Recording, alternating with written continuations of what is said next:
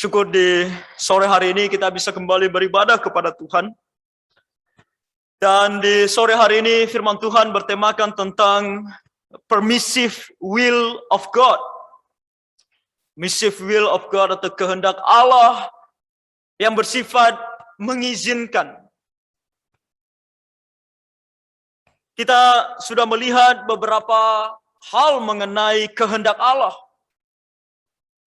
Dan ada satu kehendak Allah yang bersifat punitive atau bersifat hukuman kepada mereka yang tidak percaya. Tentu hukuman Allah adalah kehendak Allah untuk mengadili mereka.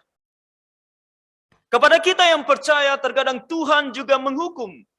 Itu kita sebut sebagai rotan daripada Allah untuk menyadarkan kita kalau ada dosa atau hal yang kita lakukan tidak sesuai dengan kehendaknya, dan supaya kita tahu mana kehendaknya dan apa yang harus kita lakukan.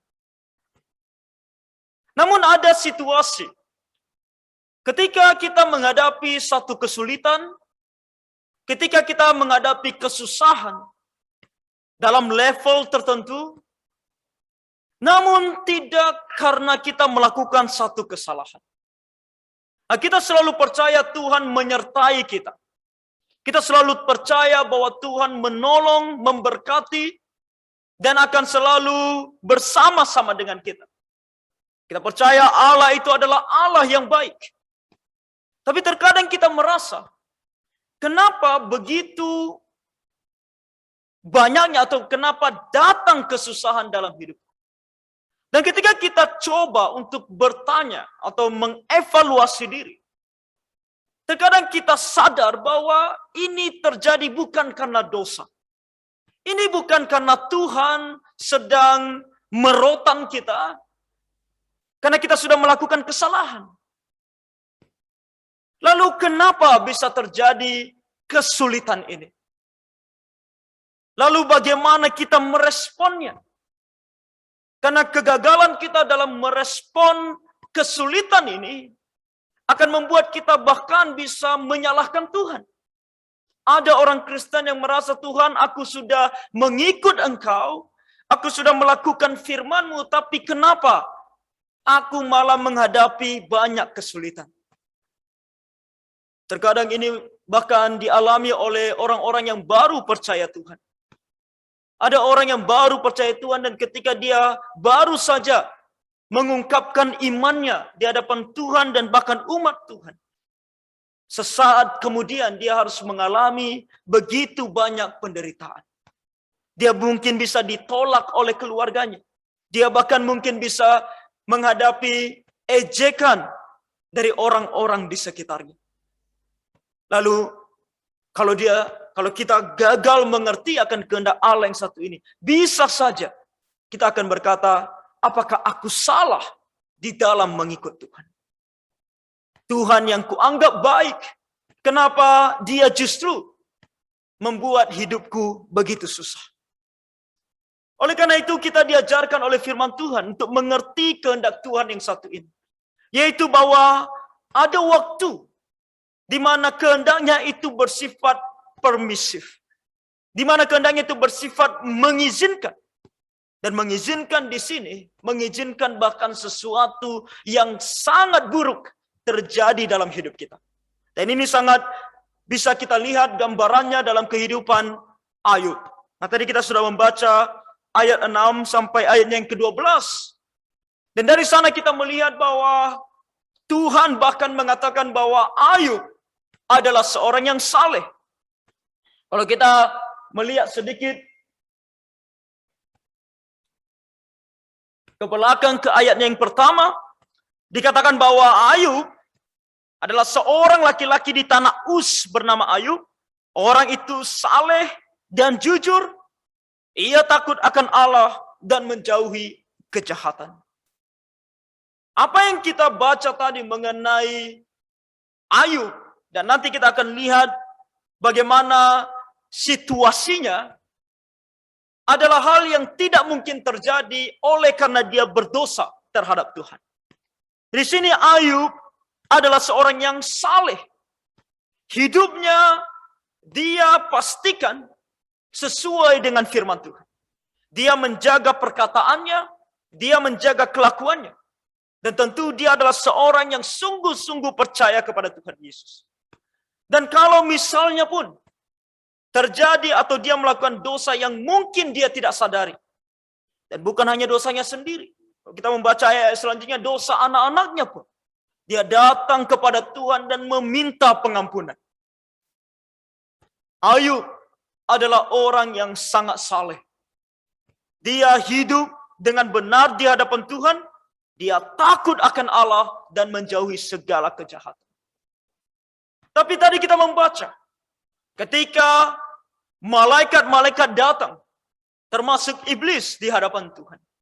Ketika Tuhan memperkenalkan kepada iblis, atau menceritakan kepada iblis, kamu lihat anakku Ayub, seorang yang saleh, seorang yang taat kepada firman. Iblis adalah seorang yang selalu akan mencari jalan untuk menghancurkan kita sebagai anak-anak Tuhan.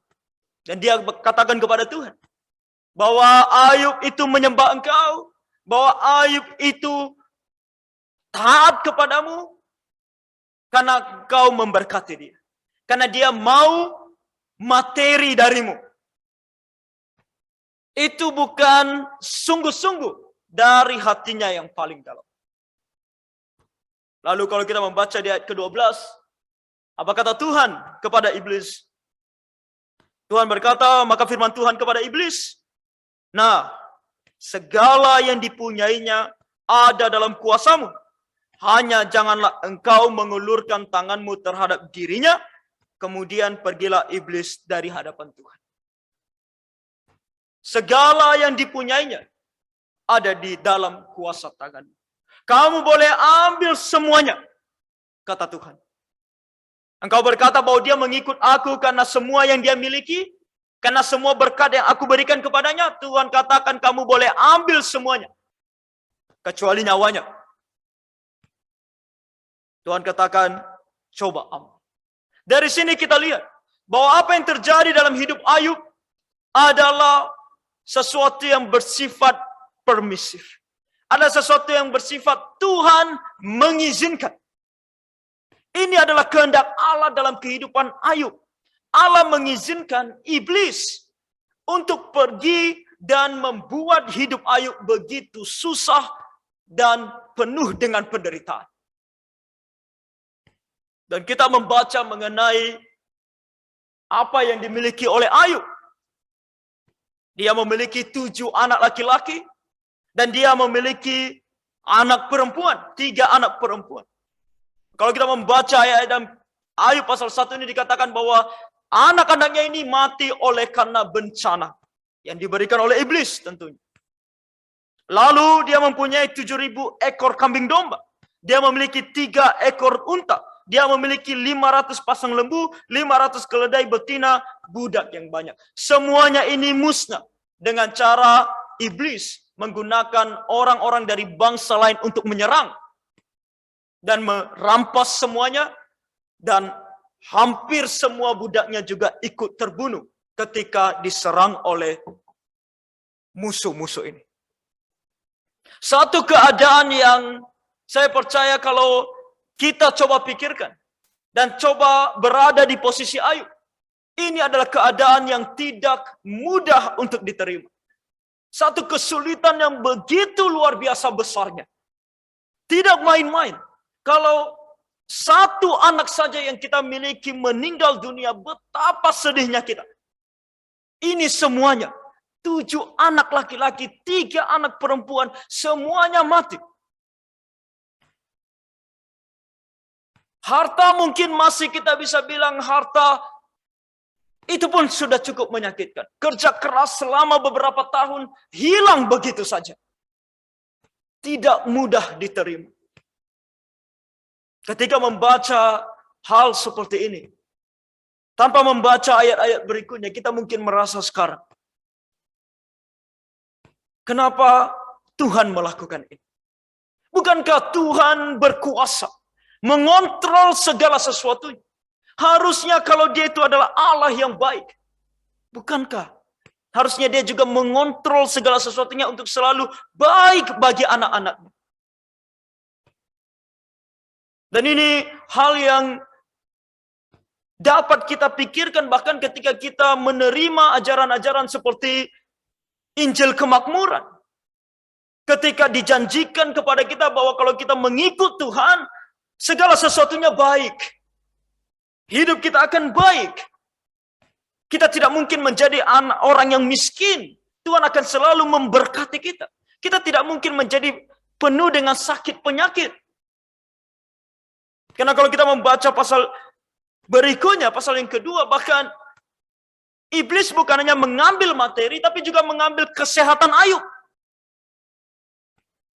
Lalu Injil kemakmuran akan mengajarkan kepada kita dengan iman kita tidak akan pernah sakit. Lalu ketika kita sakit, lalu ketika kita menghadapi penderitaan kehilangan materi, kita pikir, oh ternyata Tuhan itu tidak sebaik itu. Tapi lihat apa yang dilakukan oleh Ayub. Ketika dia menghadapi semuanya ini. Di ayat 21 ia berkata, dengan telanjang aku keluar dari kandungan ibuku. Dengan telanjang juga aku akan kembali ke dalamnya. Tuhan yang memberi, Tuhan yang mengambil. Terpujilah nama Tuhan. Sebelum kita berpikir tentang Allah yang tidak baik, fakta bahwa ini adalah Allah yang mengizinkan. Kita harus yakin satu hal. Bahwa Tuhan ini tidak mengizinkan sesuatu terjadi dalam diri seorang pribadi anaknya tanpa dia tahu bahwa anaknya mampu melewatinya. Allah itu Maha Pengasih dan Penyayang. Dia mengenal kita. Dia tahu siapa kita. Dia tahu siapa Ayub.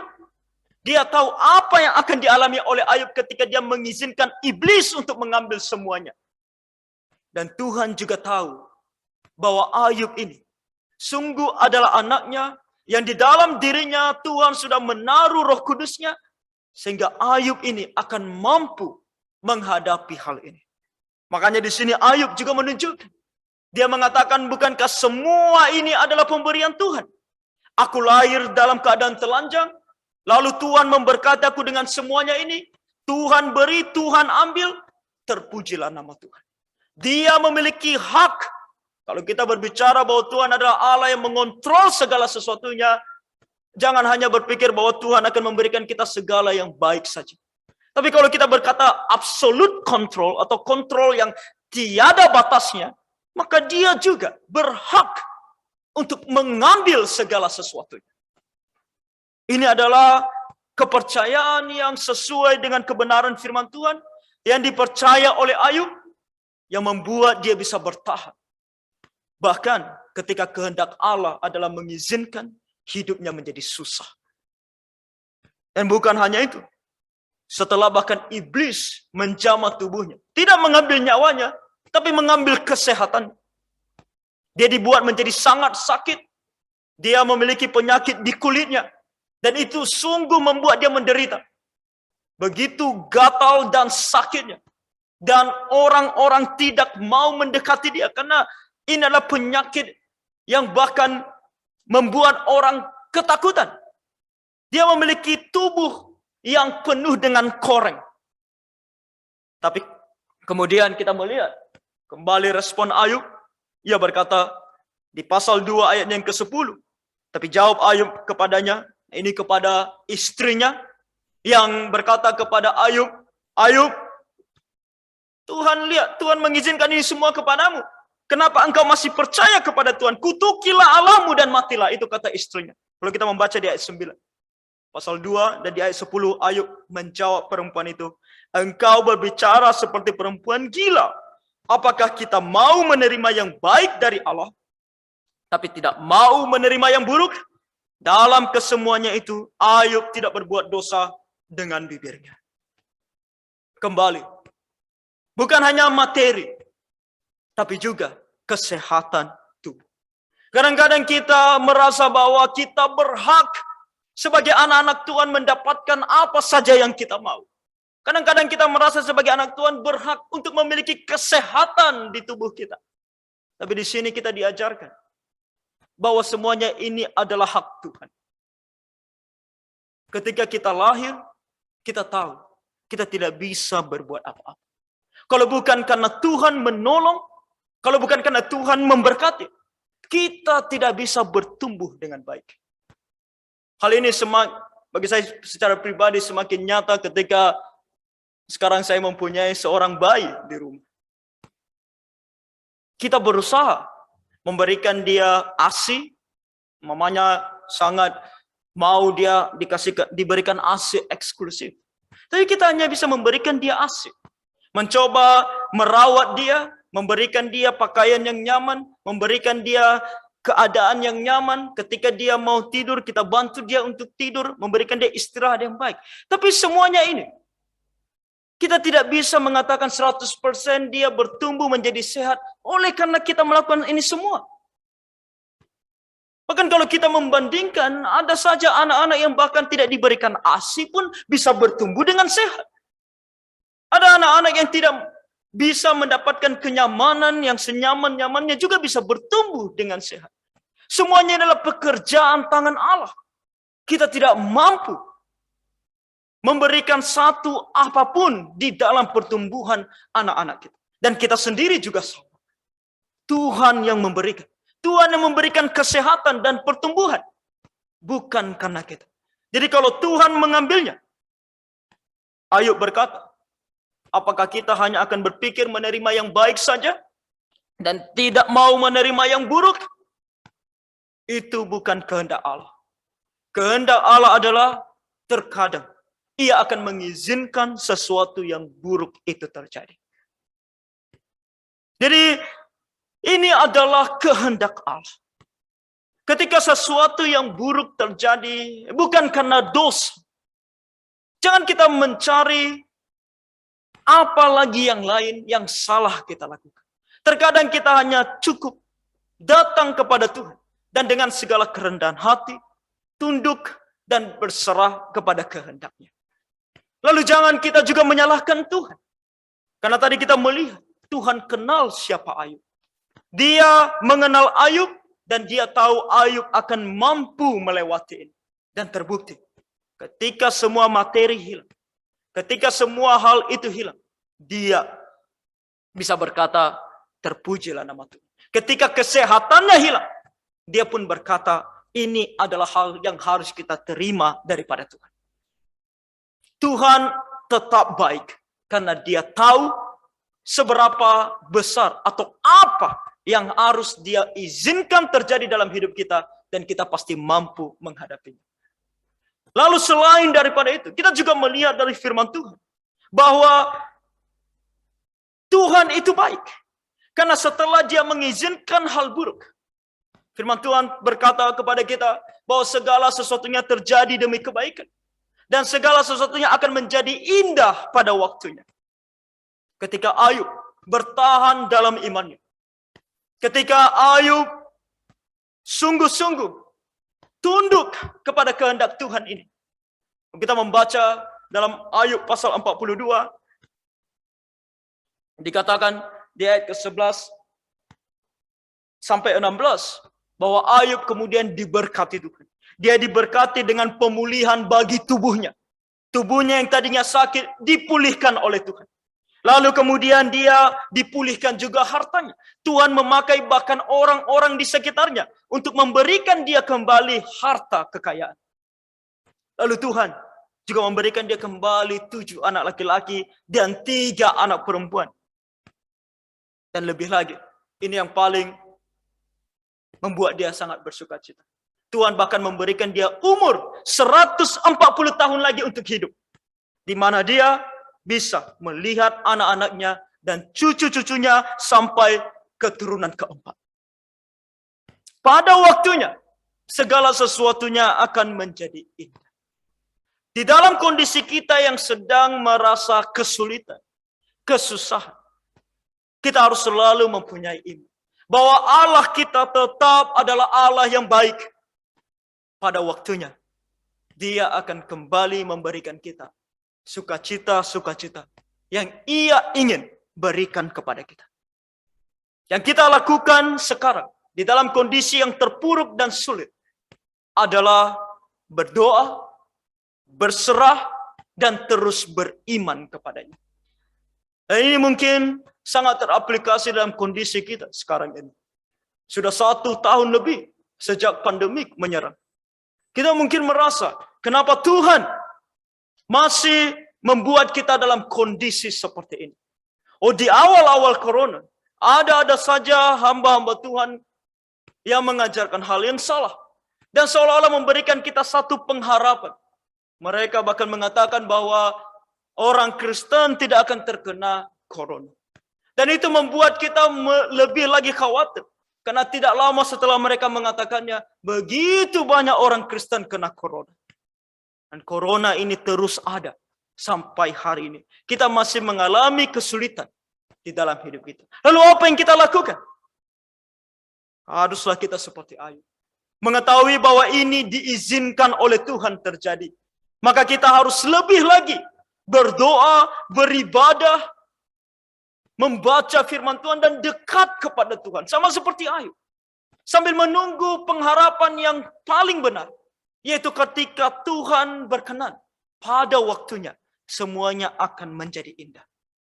Kita selalu berdoa dan kita selalu berharap. Tuhan, kiranya waktu yang indah itu segera tiba.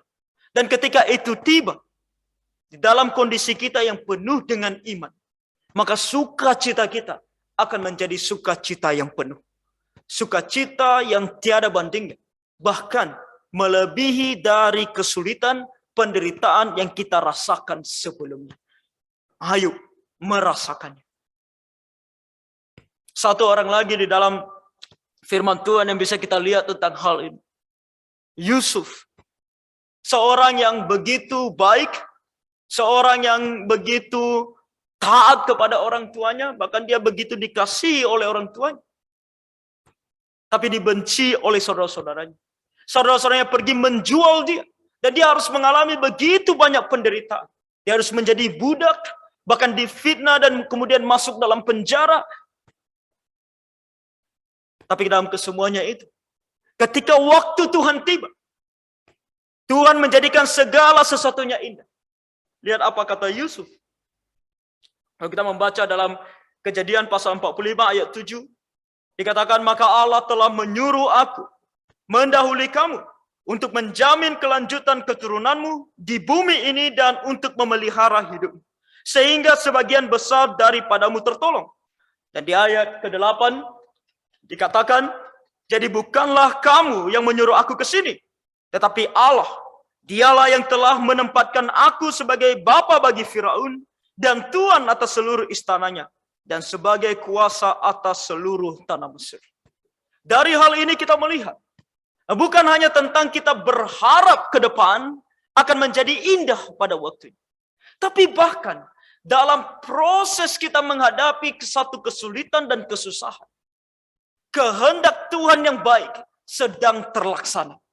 Dan itu terjadi dalam kehidupan Yusuf. Kenapa dia harus dijual oleh saudara-saudaranya? Kenapa dia harus bahkan pergi dan menjadi budak di rumah Potifar? Kenapa kemudian dia difitnah dan harus masuk penjara? Karena rencana Tuhan sedang dijalankan. Karena di sana dia akan bertemu dengan orang-orang yang menjadi kepercayaan raja. Dan ketika nantinya Mesir menghadapi sesuatu hal, ketika Firaun memimpikan sesuatu, Yusuf diingat. Dan Yusuf dipanggil, dan di sanalah mulai dia menjadi orang kedua di Mesir. Dalam hidup kita yang terkadang susah, ingatlah apa kata Yusuf. Ini bukan mereka, tapi Allah yang sedang bekerja. Ini bukan karena orang-orang sedang melakukan sesuatu yang buruk terhadap kita, tapi Allah yang sedang bekerja dengan mengizinkan mereka melakukan yang buruk dalam hidup kita. Kadang kesulitan yang kita alami bukan hanya karena bencana alam. Bencana alam tidak bisa kita kontrol. Tapi terkadang juga karena orang yang mau mencelakakan kita. Dan itu membuat kita kenal siapa orang itu, tahu siapa dia. dan membuat kita begitu kadang benci terhadap dia. Tapi firman Tuhan ajarkan kepada kita untuk kita bisa menerima semuanya ini dan bahkan bisa melihat semuanya dalam perspektif Tuhan. Bahwa Tuhan sedang bekerja. Orang tersebut tidak akan mungkin bisa menyentuh aku. Tidak akan mungkin bisa menyakiti aku tanpa Tuhan mengizinkan dia. Dan karena Tuhan yang mengizinkan dia, pasti ada rencana Tuhan yang sedang terjadi. Mungkin kita tidak bisa lihat pada saat itu. Begitu dengan Yusuf, ketika dia sedang dipenjara, dia tidak bisa lihat semuanya ini. Dia baru bisa lihat. Dia baru bisa mengatakan ini ketika dia sudah menjadi Perdana Menteri di Mesir. Nanti ketika kita mulai tahu, mulai sadar, ini adalah rencana Tuhan, baru kita sadar. Maka ketika kita sedang mengalaminya, jangan cepat-cepat kita menyalahkan Tuhan. Tapi kita harus tunduk dan tahu ini adalah rencana Tuhan, kehendak Tuhan yang sedang terjadi dan terjadi demi kebaikan. Jadi itu juga dikatakan oleh Yusuf dalam Kejadian pasal 50 ayat ke-20. Ketika dia katakan, memang kamu telah mereka-rekakan yang jahat terhadap aku. Tetapi Allah telah mereka-rekakannya untuk kebaikan. Dengan maksud melakukan seperti yang terjadi sekarang ini. Yakni memelihara hidup suatu bangsa yang besar. Mungkin saudara-saudaranya berpikir untuk melakukan kejahatan terhadap Yusuf. Karena mereka benci terhadap dia. Tapi ingat, Tuhan yang mengizinkan semuanya ini untuk kebaikan, menyelamatkan bangsa yang besar. Tentu di sini adalah bangsa pilihan Allah, anak-anak Allah. Karena melalui keturunan Yakub dan anak-anaknya ini akan datang sebuah bangsa yang besar yang dipilih oleh Tuhan. Dan kalau orang-orang ini mati oleh karena kelaparan yang mereka hadapi saat itu, maka putus bangsa yang besar ini, keturunan bagi bangsa yang besar ini. Tapi Tuhan tahu bahwa akan tiba kelaparan, Yusuf harus sampai ke Mesir dan dia harus menjadi orang terpandang di sana sehingga dia bisa bahkan menyelamatkan saudara-saudaranya dan bahkan ayahnya. Tuhan bekerja dalam hidup kita. Oleh karena itu, ketika menghadapi satu tekanan dan kesulitan dalam hidup kita, balik kita ingat apa yang dikatakan dalam Mazmur 42 ayat 12. Terkadang kita begitu tertekan dan kita bertanya, mengapa engkau tertekan, hai jiwaku? Dan mengapa engkau gelisah di dalam diriku? Berharaplah kepada Allah, sebab aku bersyukur lagi kepadanya, penolongku dan Allahku. Sebagai manusia adalah hal yang wajar. Ketika terkadang kita merasa kecewa, ketika kita merasa tertekan, karena kita ini manusia, kita mempunyai perasaan. Kita terkadang begitu sedih. Tapi biarlah itu tidak membawa kita kepada dosa, menyalahkan Allah, bahkan pergi jauh daripada Allah. Tapi biarlah kita dalam keadaan tertekan, mengatakan kepada diri kita sendiri, berharaplah kepada Allah dan bersyukurlah kepadanya. Karena firman Tuhan selalu mengatakan dalam Roma 8 ayat 28, kita tahu sekarang bahwa Allah turut bekerja dalam segala sesuatu untuk mendatangkan kebaikan bagi mereka yang mengasihi Dia, yaitu bagi mereka yang terpanggil sesuai dengan rencana Allah. Dalam kita mengatakan kepada diri sendiri untuk lebih dekat kepada Allah, untuk lebih berharap kepada Allah, untuk bahkan lebih bersyukur kepada Allah. Di saat yang sama kita ingat bahwa dalam kondisi yang sulit sekalipun, sesulit apapun itu, Allah sedang turut bekerja untuk mendatangkan kebaikan bagi kita, anak-anaknya. Oleh karena itu, permissive will of God, kehendak Allah yang bersifat mengizinkan ini, biarlah selalu menjadi penghiburan, kekuatan di dalam hidup kita. Ketika kita menghadapi segala kesulitan, penderitaan, yang bahkan kita tidak tahu datangnya dari mana, atau yang mungkin kita tahu datangnya dari mana, kita sadar bahwa Tuhan mengizinkan. Dan Tuhan kita adalah Tuhan yang baik. Ketika Dia mengizinkan, Dia tahu kita mampu menghadapi. Ketika Dia mengizinkan, Dia sedang bekerja di dalamnya untuk mendatangkan kebaikan. Dan ketika Dia mengizinkan, Dia tahu pada akhirnya semuanya akan menjadi baik dan indah. Itulah yang menjadi penghiburan dan kekuatan kita. Sehingga kita tidak jauh dari Allah, Tapi kita bahkan semakin dekat kepada Allah, bahkan dalam kondisi yang menderita. Tuhan kiranya menolong kita semua. Mari kita berdoa. Tuhan Bapa Surgawi, kami adalah manusia yang lemah dan begitu terbatas. Bahkan dalam pengetahuan kami. Dan terkadang dalam menghadapi kesulitan dan kesusahan. Kami dalam keterbatasan kami yang tidak tahu apa-apa bisa membuat kami bahkan berpaling dan jauh daripada Tuhan. Tapi kami bersyukur karena firman-Mu di sore hari ini mengajarkan kepada kami bahwa ada kehendak-Mu yang bersifat mengizinkan. Bahwa terkadang kesulitan, penderitaan dalam hidup kami itu karena Engkau izinkan terjadi. Engkau izinkan terjadi, dan Engkau adalah Allah yang baik, yang akan mengukur segala sesuatunya tepat. Engkau tahu bahwa kami bisa melaluinya. Oleh karena itu Tuhan, tambahkan kami iman. Berikan kami Tuhan, iman yang teguh di dalam Engkau. Sehingga dalam menghadapi kesulitan dalam hidup, bahkan kesulitan yang saat ini masih kami hadapi, yaitu pandemi ini, biarlah kami tidak jauh dari Tuhan. Tapi kami selalu berharap dan dekat kepada Tuhan. Mengetahui bahwa Tuhan mengizinkan, Tuhan bekerja untuk kebaikan. Dan pada waktunya, sesuai dengan waktu yang telah Engkau tetapkan, semuanya akan menjadi indah pada waktunya. Tuhan kasihani dan tolong kami semua. Ini hidup kami, Tuhan, kami serahkan kepadamu. Tolong kami untuk menjadi anak-anak-Mu yang setia. Dalam nama Tuhan Yesus, kami berdoa dan mengucap syukur. Amin.